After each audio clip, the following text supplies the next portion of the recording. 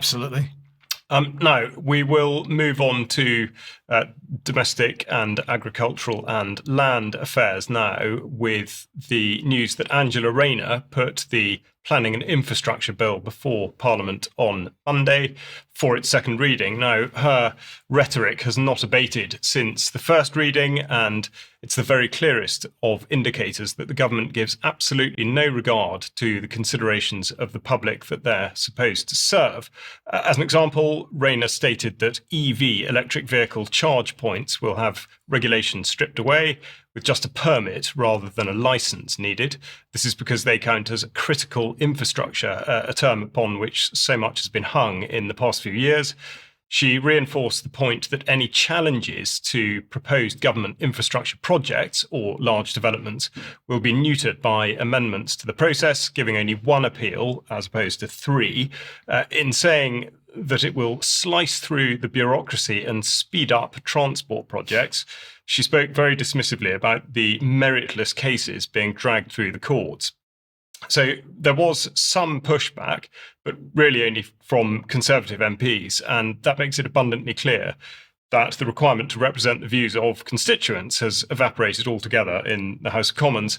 It emerged with the result of 330 votes versus 74 for the bill to progress, and not a single Labour vote against.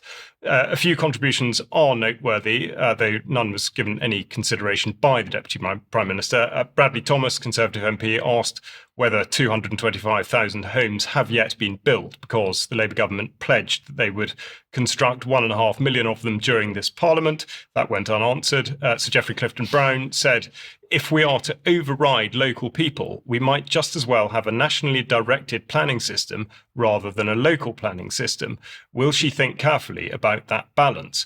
No, of course, she did not commit to thinking about that balance. But the question in itself did indicate that the government can, of course, just override the wishes of the population. Now, as to Rayner herself, I think we would just consider her words here. She said, make no mistake, the bill will transform the lives of working people and Britain's prospects for years to come.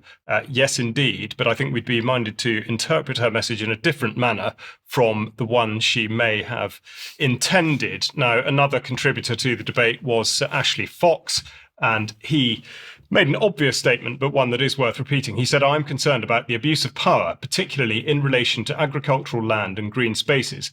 By simplifying land acquisitions and reducing protections for affected landowners, the bill could pave the way for large-scale developments that displace communities, damage the environment, and undermine agricultural interests. I think the only thing I'd fall out with is by saying could pave the way. I should think it would be absolutely certain that it will pave the way.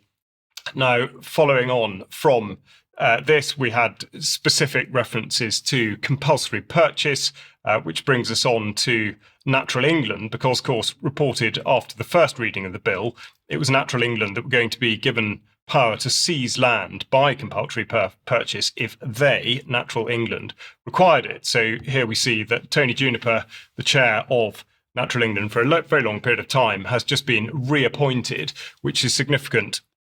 Not least because he's presided over the unaccountable land grabbing that's been going on, especially via designation of sites of special scientific interest, which Sandy spoke about recently, but also because of his close friendship and working relationship with the King, with whom he has co-authored books and, of course, actively promoted the drive towards 50% of land and sea to be in nature recovery by 2050 under the Terra Carta. Now,